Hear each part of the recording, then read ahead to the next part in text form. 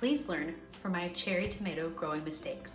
I decided to grow Chadwick cherry tomatoes in my aerogarden, and I learned much too late that they grow up to 7 feet tall. My AeroGarden Classic 7 maxes out at 2 feet. So in today's video, I'm going to show you how to transplant monster cherry tomatoes from an AeroGarden to soil. So these are the Chadwick cherries after just a few weeks of growth.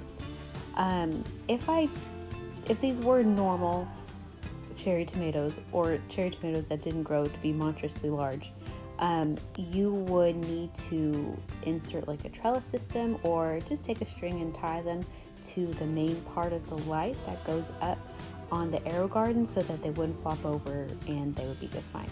Look, they even grew up into the lights. That's crazy. So I knew I had to transplant them.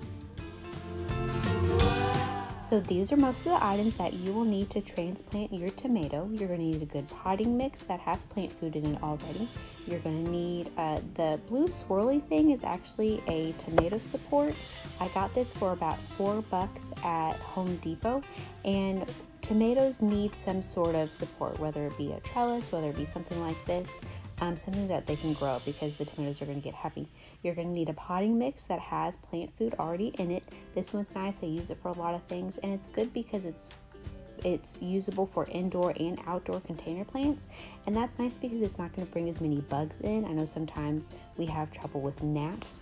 I use this trowel to put the dirt into the pot. It's really nice. This is a tray to where it's good to go underneath the plant because when you're watering, that water is all going to flow out of the drainage hole, so you need something to go under the pot like so. Okay, so let's get started. I am in my tub because it is late at night, it is January, and it is cold outside, so you're going to want to pre-moisten the soil. And also, if you live in an apartment or in a small space where I don't have a backyard, I just have a balcony, it's the easiest way to clean up if you do it in your bathtub. So you're going to want to pre-moisten the soil, just get it nice and moist. Something you need to think about when you are transplanting from a hydroponic environment to a soil environment, these plants are only used to ever being in water, so the soil needs to be nice and moist for them. And it's also nice to pre-moisten the soil because you don't get as much mess or backsplash when you are watering your plants. And you need to be especially careful when you're watering tomato plants because you don't want to get the leaves too wet. You don't want to get too much soil on them because they are very sensitive. Tomatoes are very finicky plants. So while I'm getting the soil moist, I wanted to tell you guys about the two different types of tomato plants. You have determinate and indeterminate. I have Chadwick cherry tomatoes. They are indeterminate. They're very healthy, very disease resistant. They will produce a lot, but you don't know when their growing season is going to end. For determinate plants, they're smaller, they don't produce as much, but they have predictable season. So it kind of just depends on what you want. I jumped in without knowing which type of tomato plant I got, but I'm actually pretty happy with the Chadwick cherry tomato because they're very healthy, they're very strong, and it seems like they're going to be able to better survive this transplant. I would also say that if this is your first time growing tomatoes, instead of taking the grow anything method, I do have a video and I can show you how to grow anything in an AeroGarden. But I would say go ahead and purchase first one of the cherry tomato growing kits that AeroGarden offers. So as you can see, I've just taken the cherry tomato out of the AeroGarden and I need to get it out of the plastic grow basket. Remember, you cannot put the plastic grow basket in the soil, but you can leave it in the grow sponge. And at the bottom of the plastic grow basket, I need to cut it so I can get the roots out without disturbing them too much.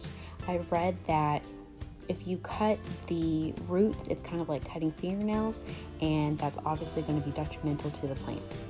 So while I'm getting the tomato out of the grow basket, I wanted to tell you that AeroGarden has cherry tomato growing kits for the sprout, for the 3-pot aerogarden, for a 7-pot or 6-pot aerogarden, and then also for the harvest for the 9-pot aerogarden. But I will tell you, for the 9-pot aerogarden, they will only offer you 3 grow baskets and kits, and that is because they grow so large. You cannot put a cherry tomato plant in every single pod because they're going to go get so big. But for the other ones, they've got smaller varieties of cherry tomatoes. So for the sprout or for the 7 or 6 pod, the tomato plants are smaller. They only grow at about 6 inches tall. I don't think they'll produce as much, but they won't be as big, and you can grow in every single pod. Okay, so as you can see here, I'm taking off the first leaves or the cotyledon of the tomato plant, and you're going to want to do this so you can bury that tomato plant deep. What I didn't know until recently was that all of the little hairs on a tomato plant can be potential roots. For other plants, you don't want to bury the stem too deep, but for a tomato plant, this is exactly what you should do. So this last step is really up to you. As you can see, I have covered some of my plants with plastic, and the other ones I have only partially covered it, or I have not covered it at all. And I'm gonna say the one that's not covered in plastic is doing a little bit better. Now that could have been any number of factors. I mean, maybe I overwatered them when I planted some of these, but it's hit or miss. Sometimes I'll cover them with plastic and sometimes I won't. It's really up to you. You let me know what you're doing and what works for you.